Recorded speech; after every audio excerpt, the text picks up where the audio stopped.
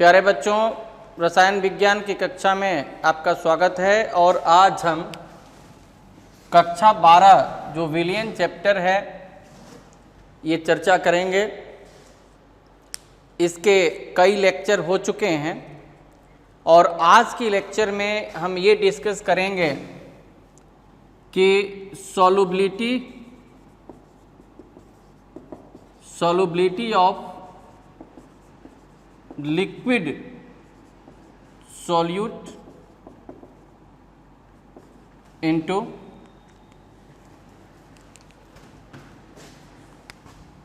liquid solvent।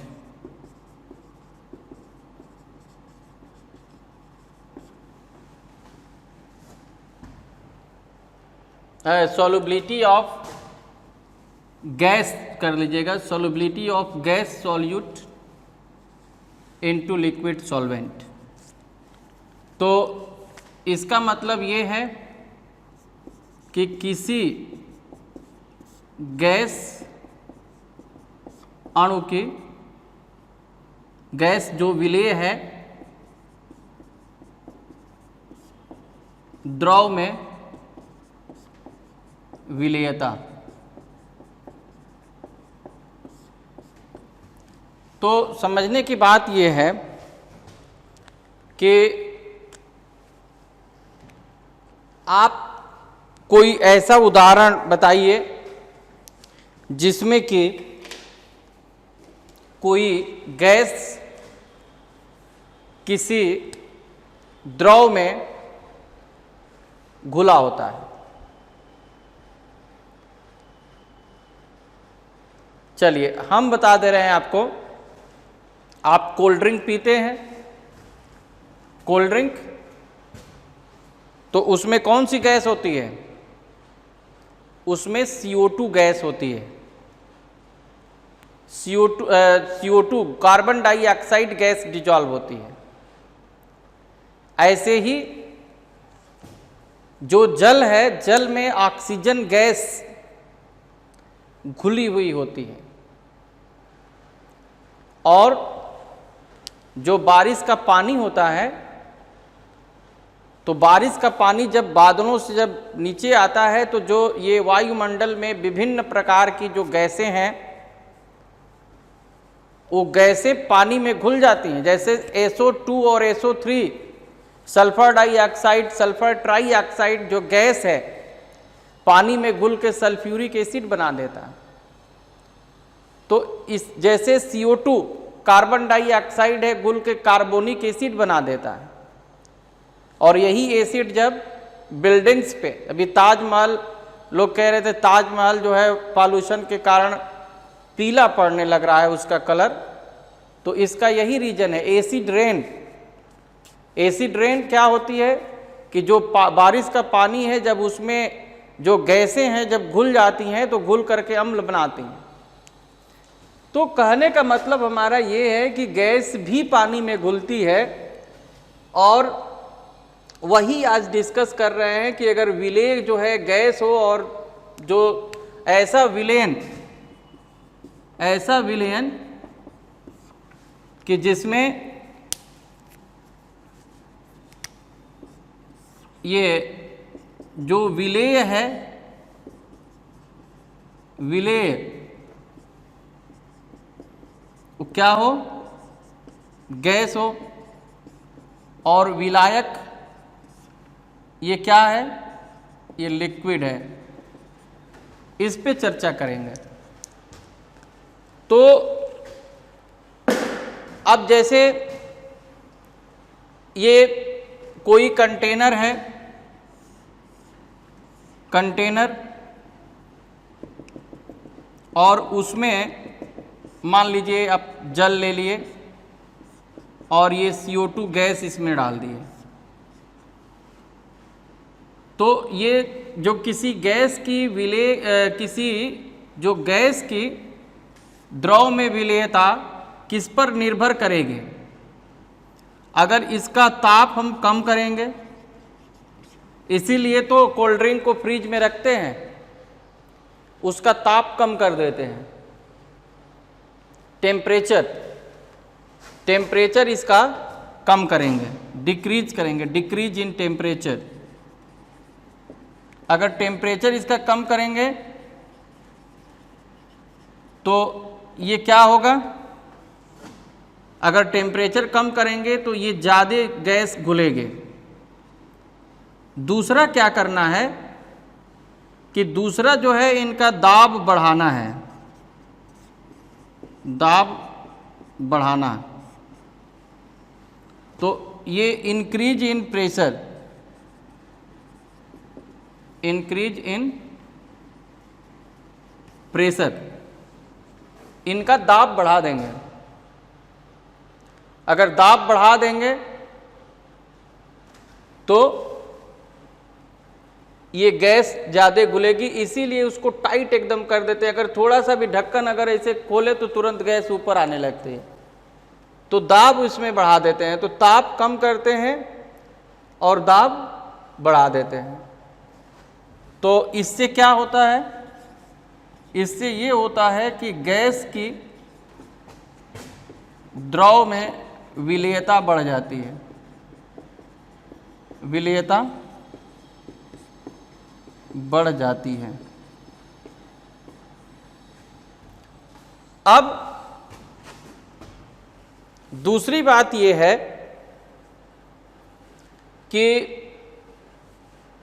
जो gas है, gas को अगर हम जल में मिलाते हैं और ताप अगर कम करते हैं, दाब को बढ़ा देते हैं, तो गैस की जो विलेयता है वो बढ़ जाती है। और पिछले लेक्चर में हम डिस्कस कर रहे थे कि किसी ठोस को जब किसी द्रव में मिलाते हैं तो उसमें हम ये बताए थे कि अगर विलेय ये पोलर है, ध्रुवीय, तो यदि विलेय पोलर ध्रुवीय है तो ध्रुवीय विलायक पोलर सॉल्वेंट में विलेय होता है। तो गैस के केस में भी यही है कि अगर गैस जो है पोलर है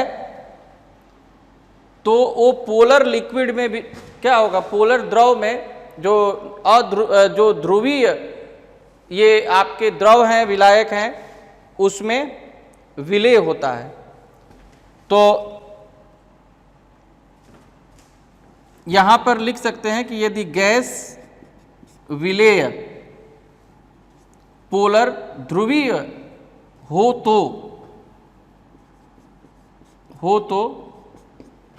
ध्रुवीय द्रव विलायक कर लीजिए, ध्रुवीय द्रव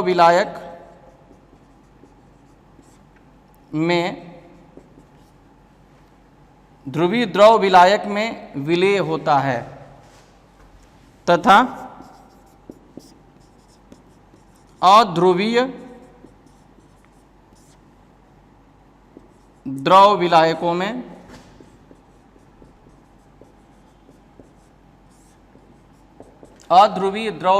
में अविलेय होता है।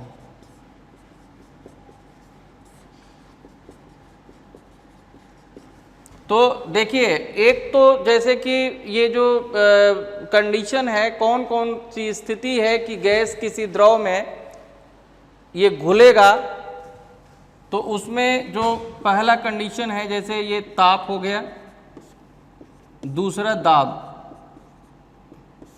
और तीसरा प्रकृति।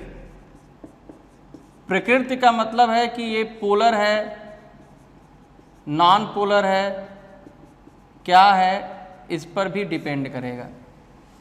तो टेम्परेचर, प्रेशर और नेचर, टेम्परेचर, प्रेशर एंड ये टेम्परेचर,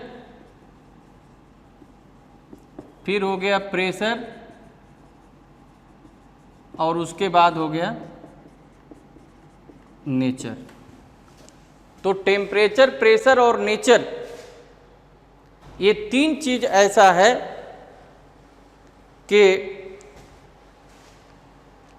जिस पर किसी गैस की द्रव में विलीयता निर्भर होती है, और अगर किसी गैस को आप द्रव में घुलाना चाह रहे हैं तो उसका ताप कम करना पड़ेगा, दाब बढ़ाना होगा, और तब उसकी विलेयता बढ़ जाएगी। और दूसरा कंडीशन ये है कि जो ध्रुवी होंगे उनको ध्रुवी विलायकों में भी, ध्रुवी जो गैस हैं ध्रुवी विलायकों में ही विलय होंगी, और जो अध्रुवी हैं अध्रुवी में विलय होगी।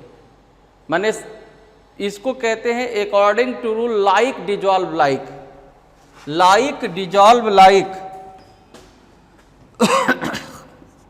लाइक डिजॉल्व लाइक, माने ध्रुवी ध्रुवी में और अध्रुवी अध्रुवी में ही विलय होता है। जो ध्रुवी विलायक होगा वो ध्रुवी में होगा, और जो अध्रुवी है अध्रुवी में ही विलय होता है। तो ये समझना है हम लोगों को। अब जब किसी गैस को किसी विलय में, इस पर एक हेनरी जो साइंटिस्ट थे उन्होंने एक नियम दिया था, उसको समझना है, हेनरी का नियम। तो ये तो अभी आप समझ रहे थे, लेकिन इस पर एक आप नोट्स बना सकते हैं, और हेडिंग ये आप लिख लीजिए कि किसी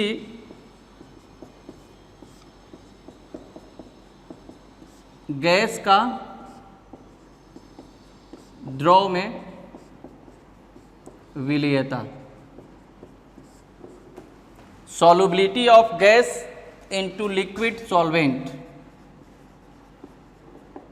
solubility of gas into liquid solvent। तो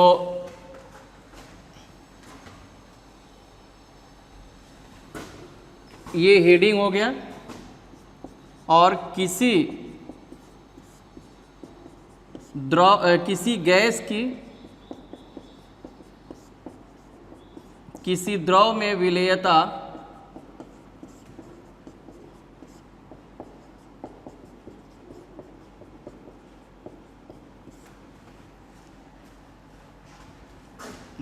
निम्न पर निर्भर करती है।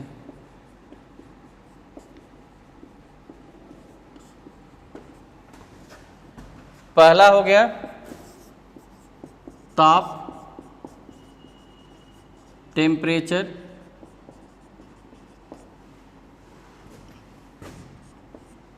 तो ताप कम करने पर विलेयता बढ़ती है। ताप कम करने पर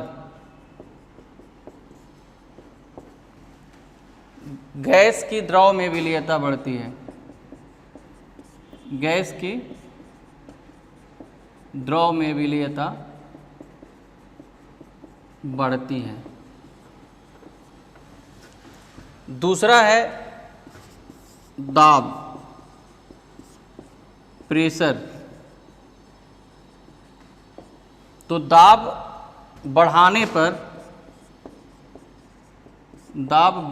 पर गैस की द्रव में विलेयता बढ़ती है। ये आप पूरा लिख लीजिएगा।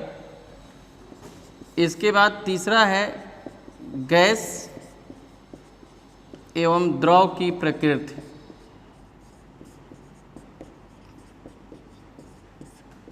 नेचर ऑफ, या गैस की जगह पे आप कर सकते हैं विलेय एवं विलायक, लिख लीजिए विलेय एवं विलायक की प्रकृति। Nature of solute and solvent. तो जो अध्रुवीय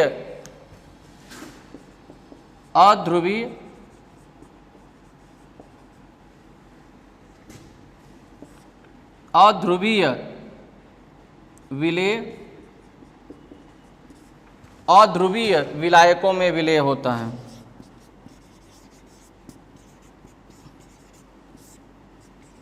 विलायकों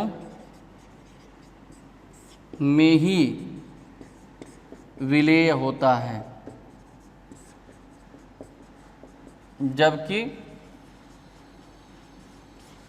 जबकि ध्रुवीय विलायक में अविलेय होता है।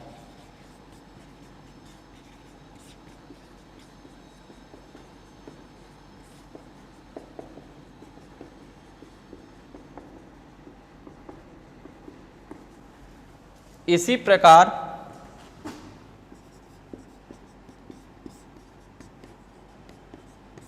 ध्रुवीय विलेय ध्रुवीय विलायकों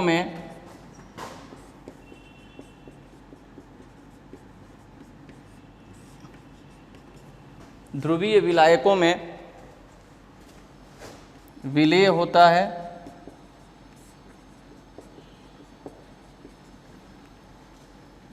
एवं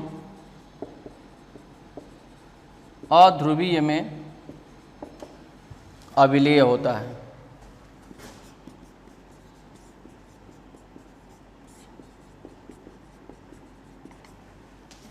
तो ये तीन कंडीशन है, एक तो टेम्परेचर, प्रेशर और नेचर।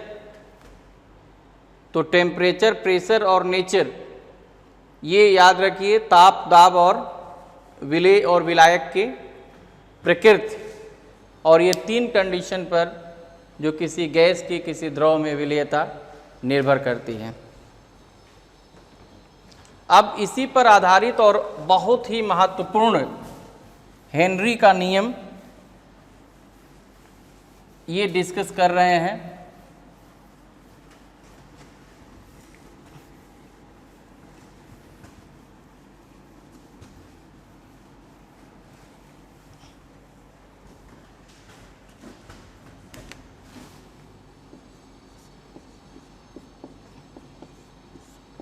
हेनरी का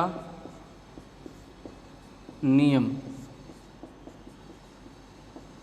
हेनरी लॉ।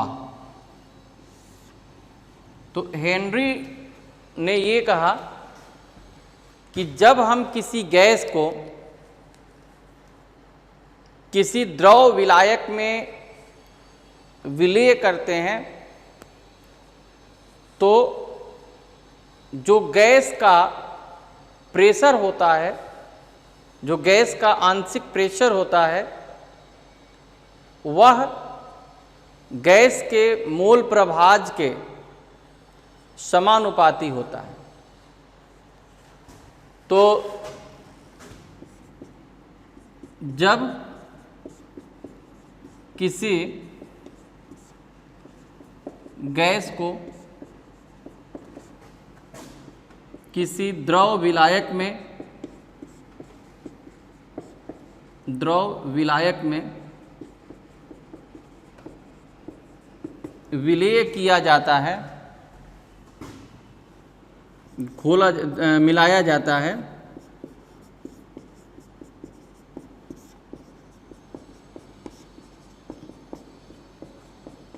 तो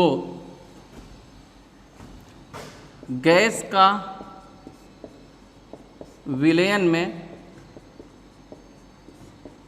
आंशिक दाब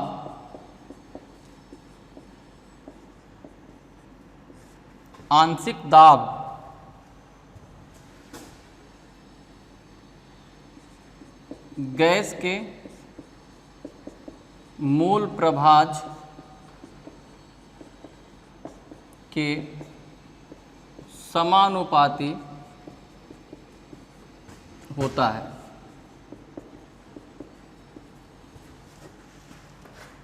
तो ये हो जाएगा P gas a proportional to mole fraction of gas implies that P gas is equal to KH into mole fraction of gas। तो KH क्या है? ये हेनरी कांस्टेंट है, हेनरी कांस्टेंट। और पी गैस क्या है? तो पी गैस है गैस का आंशिक दाब।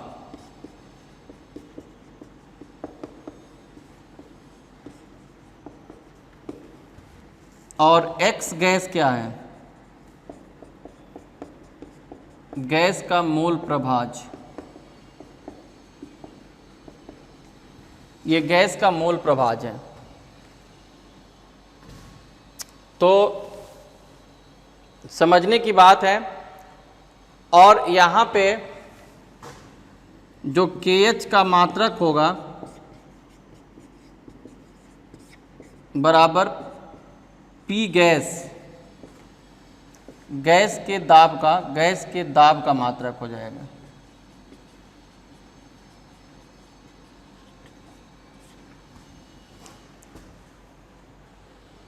अब जैसे अगर किसी गैस को किसी द्रव में मिलाया जाता है तो गैस का विलयन में आंशिक दाब गैस के मूल प्रभाज के समानुपाती होता है।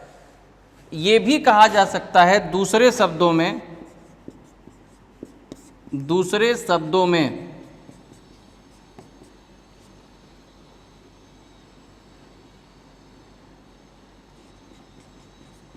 गैस द्रव विलयन में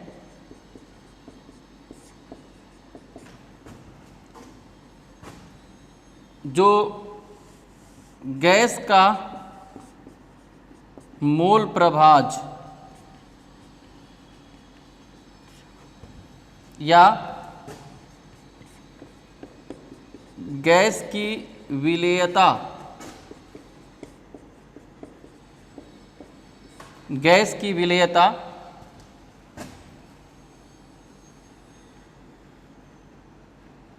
गैस के आंशिक दाब के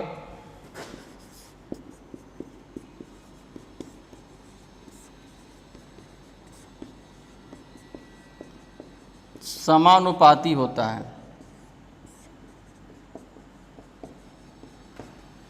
तो अब यहाँ पे ठीक इसका उल्टा भी हो जाएगा कि अगर ये इसके प्रोपोर्शनल है तो मोल फ्रैक्शन आंशिक दाब के जो मोल प्रभाज है आंशिक दाब के समानुपाती होगा, यानी कि KH इंटू P गैस हो जाएगा। तो अगर ये फार्मूला आप लगाएंगे, ये तब लगेगा जब KH का मात्रक ये जो दाब है, दाब के मात्रक का पावर -1 ये होगा। अब दाब का माइनस, जैसे वायुमंडल होता है, बार होता है, mmHg होता है, तो जो भी मात्रक है अगर उसका पावर -1 है, अगर KH दिया हुआ है, तब फिर आप इस फार्मूले का प्रयोग करेंगे। लेकिन केवल ATM, बार, mmHg अगर ये दिया है तब आप इस फार्मूले का, इस सूत्र का प्रयोग करेंगे। ये ध्यान रखना है। आज दूसरा ये दिया है कि गैस का मोल प्रभाज या गैस की विलेयता, तो ये भी हो सकता है कि S gas proportional to P gas, माने जो विलेयता है, तो ये हो जाएगा S gas is equal to KH into P gas. माने ये भी एक फॉर्मूला बन जाएगा। S गैस क्या है? तो ये गैस की द्रव में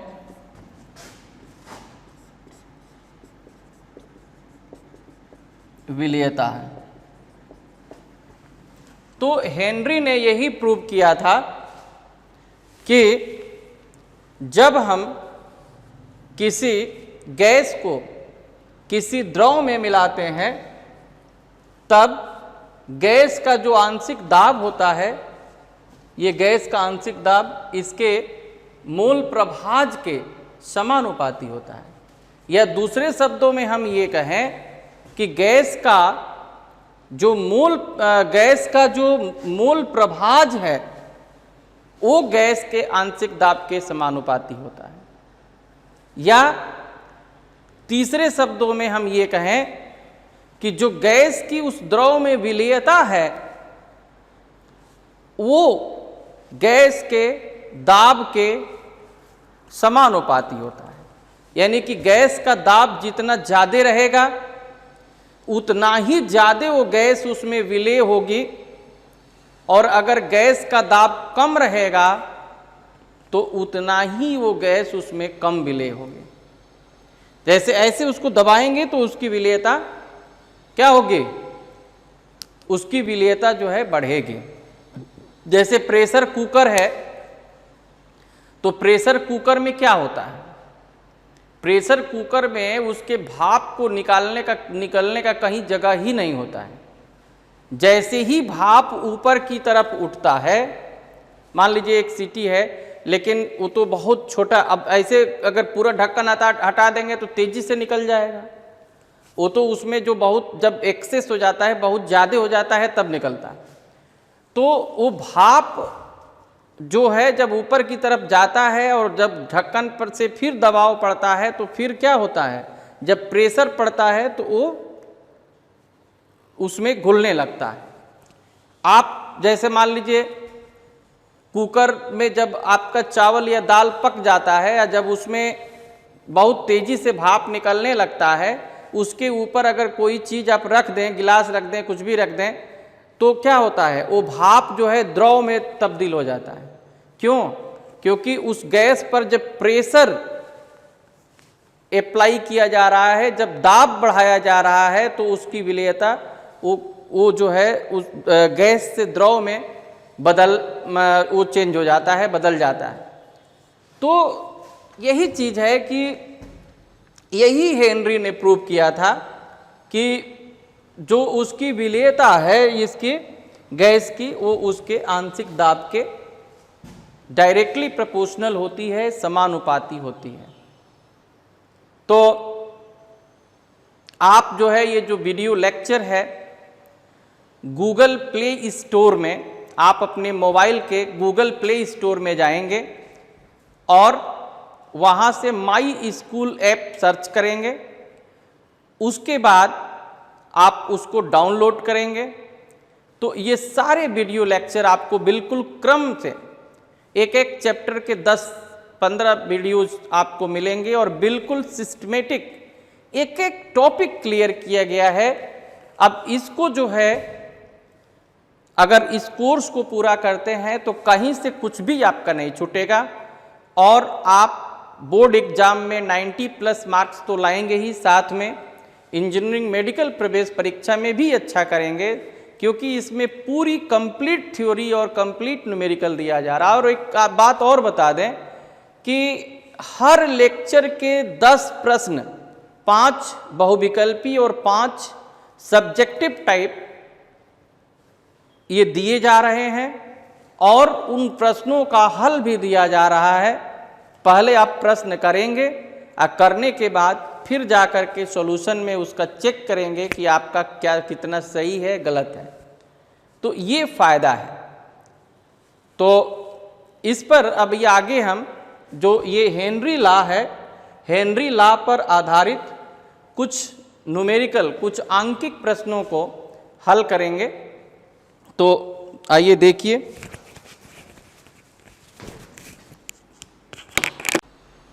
तो हेनरी लॉ पर एक आंकिक प्रश्न, एक न्यूमेरिकल हम देखेंगे और ये न्यूमेरिकल एनसीईआरटी की बुक में भी है।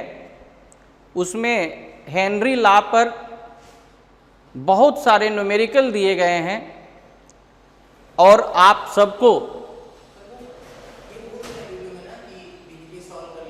हाँ सब बोल रहे हैं। तो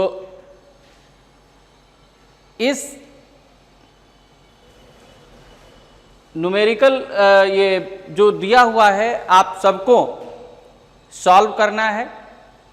और सबसे बड़ी बात यह है कि ये सारे जो प्रश्न हैं एनसीईआरटी के या फिर जो विभिन्न प्रकार के इंजीनियरिंग एवं मेडिकल प्रवेश परीक्षाओं में आए हुए हैं और जो बार बार पूछे जाते हैं परीक्षाओं में, तो डेली प्रैक्टिस पेपर DPP हर लेक्चर के 10 प्रश्न आपको माई स्कूल ऐप पर मिलेंगे जब आप डाउनलोड करेंगे। तो आइए समझते हैं ये हेनरी लॉ पर आधारित, हेनरी के नियम पर आधारित एक न्यूमेरिकल प्रॉब्लम।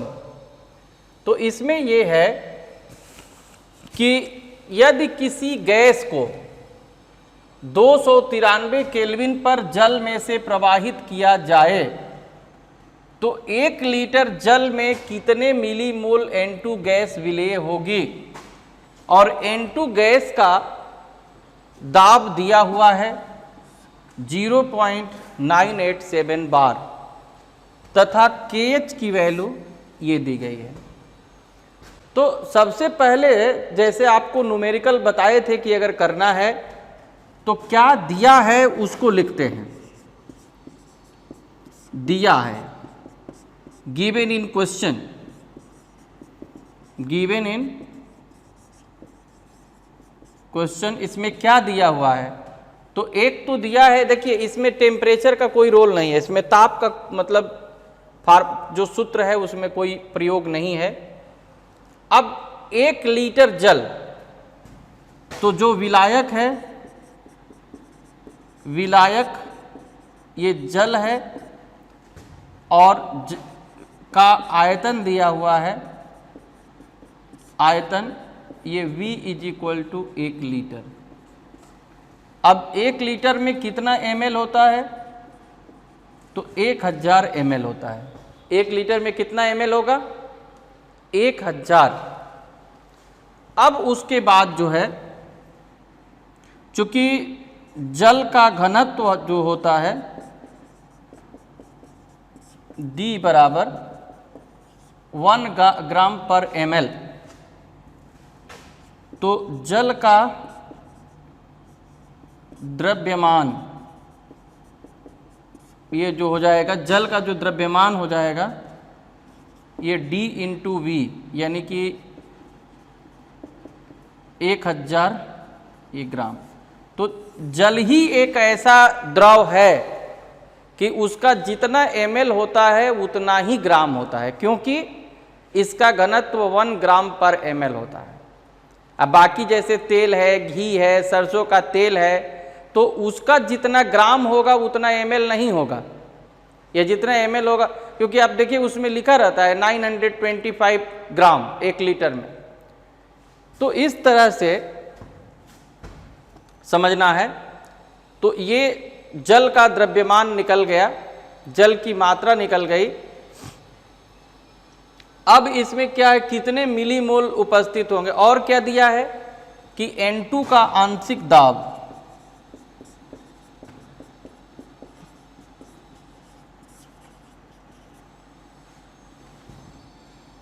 तो N2 का आंशिक दाब यानी कि P गैस ये दिया है 0.987 बार, और हेनरी जो स्थिरांक है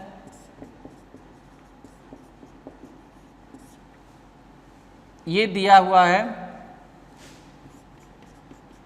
KH 76.48 किलो बार।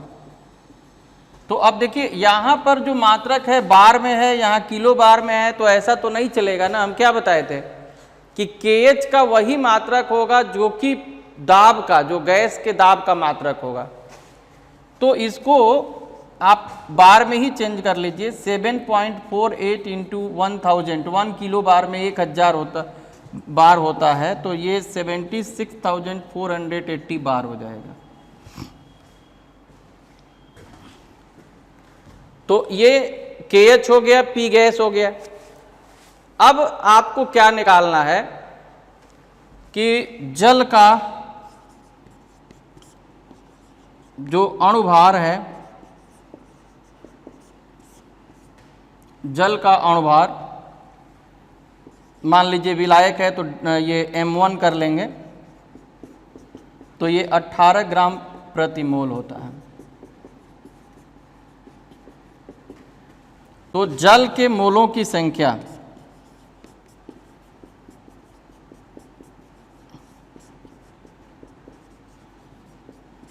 तो जल के मोलों की संख्या N1 हो जाएगा W1/M1, माने जल का जो द्रव्यमान है ये कितना है, 1000 ग्राम है और अणुभार 18 है, तो ये जब भाग देंगे तो 55.56 हो जाएगा। तो हेनरी का नियम क्या है? हेनरी के नियमानुसार, और हेनरी का नियम ये है कि जो P गैस होता है ये KH into mole fraction of gas, या ये भी आप मोल फ्रैक्शन जो मोल प्रभाज है इसके जगह पे लिख सकते हैं कि number of moles of gas upon number of moles of gas plus number of moles of ये वाटर। माने गैस क्या है, ये गैस N2 गैस है ना, तो N2 भी चाहे तो आप लिख सकते हैं, number of moles of N2। तो इसी फार्मूला में, इसी सूत्र में हमको रखना है। तो अब किसकी किसकी वैल्यू दी गई है?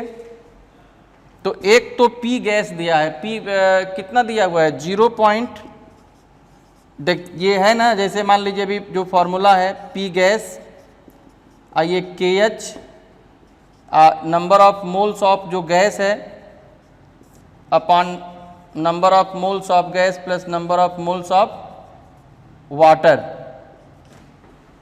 तो इसमें P गैस के जगह पे हम क्या रखेंगे, 0.987 बार, और KH के जगह पे 76,480, N गैस हमको निकालना है, वाटर का 55.56। तो अब इसको इसके नीचे ला देंगे, तो ये हो जाएगा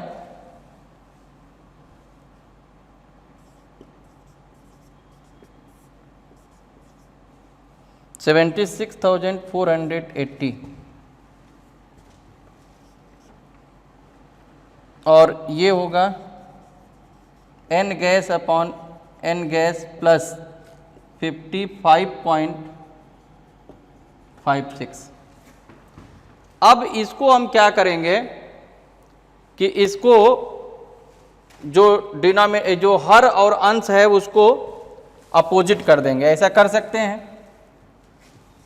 तो जैसे ये 76,480 को ऊपर किए और 0.987 को नीचे किए, तो ये ऊपर क्या हो जाएगा, N gas plus 55.56 upon N gas आ जाएगा। तो अब यहां पर क्या होगा, अब ये तो लगभग मान लीजिए कि डिवाइड करेंगे तो ये 76,500 के लगभग आ जाएगा, और इसको डिवाइड करेंगे तो 1 आएगा, ये N गैस अपॉन ये 55.56 अपॉन N गैस। तो 1 को अब इधर ले आकर के माइनस कर देंगे तो 76,499 आ जाएगा, अब 55.56 अपॉन N गैस, और N गैस की जो वैल्यू होगी अब 55.56 अपॉन 76499, और आपको बताना है मिलीमोल्स। तो मिलीमोल्स जो बताना है तो ये 55.56 अपॉन 76499 इंटू 1000, तो ये आपका आ जाएगा 55,560। और जब इससे आप भाग देंगे तो ये आपका आ जाएगा, ये इसको डिवाइड कर लीजिएगा तो इतने ही इसके मिलीमोल्स आएंगे। 0.714 मिलीमोल्स के लगभग ये आ जाएगा। तो कुल मिला करके इसमें क्या करना है, इसमें ये आयतन दिया है यानी कि द्रव्यमान निकल जाएगा, और गैस का आंशिक दाब दिया है, KH दिया है, और इस तरह से आप जो है जो हेनरी लॉ का फॉर्मूला है, इस फॉर्मूला में आप वैल्यू पुट कर देंगे। अच्छा, एक तरीका और आपको इसमें बता दे रहे हैं, जैसे और थोड़ा सा आसान हो जाएगा। यही मतलब जो बताए हैं वो बिल्कुल सही है, लेकिन ये जो फॉर्मूला है थोड़ा सा, ये P gas is equal to KH into mole fraction of gas है। तो अगर मोल फ्रैक्शन ऑफ गैस को पहले लिख लें तो ये P गैस अपॉन ये KH हो जाएगा, और इसके जगह पे N gas upon N gas plus number of moles of water ये कर लीजिए, तो ये P गैस अपॉन KH हो जाएगा। और अब यहाँ पर इसको ये अंश और हर को चेंज कर देंगे। पहले फार्मूला बना के वैल्यू पुट करेंगे तो थोड़ा और आपको आसान लगेगा। तो ये N gas plus N number of moles of water upon N gas हो जाएगा, और ये KH अपॉन P गैस। अब इससे डिवाइड कर देंगे तो N plus N water upon N gas is equal to KH upon P gas, और 1 को उस साइड में आप लेके चले जाएंगे। और यहाँ पे अगर वैल्यू आप पुट करेंगे तो अब number of moles of water अभी निकाला गया है, ये कितना आया है 55.56। अब बाकी इसका मान रख दीजिए, ये KH का रख दीजिए, P गैस रख दीजिए। तो ये number of moles of gas, ये जो गैस के मोलों की संख्या निकलेगी, 1000 से गुणा कर देंगे तो गैस के जो मिली मोल्स हैं उसकी संख्या निकल जाएगी। तो ये जो आपका ये टॉपिक है इस लेक्चर का, किसी गैस जो विलेय है उसकी द्रव विलायक में विलेयता, इस पर हम चर्चा कर रहे थे। और ये किस पर निर्भर करता है, तो आप लोग ये सीखे कि ये ताप पर निर्भर करता है। ताप को कम करना पड़ेगा तो विलेयता बढ़ेगी गैस की, दाब को बढ़ाना पड़ेगा तो गैस की विलेयता बढ़ेगी। और अगर कोई अध्रुवीय गैस है तो अध्रुवीय विलायक में ही विलेय होगा, ध्रुवीय में अविलेय होगा। और इसी प्रकार कोई ध्रुवीय गैस है तो ध्रुवीय विलायक में विलेय होगी और अध्रुवीय में अविलेय होगी, मतलब समान समान के साथ ही विलेय होगा। उसके बाद हेनरी का नियम हमने समझा कि जब किसी द्रव को किसी गैस में, किसी गैस को किसी द्रव में जब आप डिजॉल्व करेंगे, विलेय करेंगे, तो जो वो गैस का आंशिक दाब होगा उस गैस के मूल प्रभाज के समानुपाती होगा। और उस पर हेनरी ने जो कुछ सूत्र स्थापित किया है, उसी सूत्रों पर आधारित NCERT की बुक का एक क्वेश्चन, एक प्रश्न आपको दिया गया। और इस पर बहुत सारे प्रश्नों को हल करने के लिए आप माई स्कूल ऐप डाउनलोड करेंगे। उसमें हर लेक्चर की 10 DPP आपको मिलेगी, डेली प्रैक्टिस पेपर। आप उसको हल करेंगे और उसका सॉल्यूशन भी वहीं पर उपलब्ध रहेगा। तो आप ज़रूर उसको डाउनलोड करें, और ये YouTube पे भी लेक्चर आपको मिलेंगे। तो आज बस इतना ही। अब आगे नेक्स्ट जो मेरा लेक्चर होगा उसमें कोलिगेटिव प्रॉपर्टीज,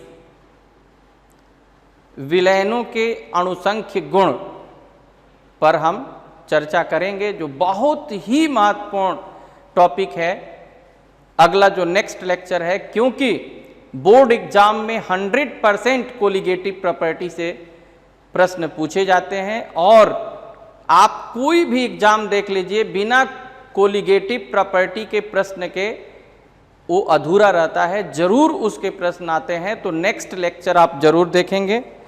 आज बस इतना ही। आप सबको बहुत बहुत धन्यवाद।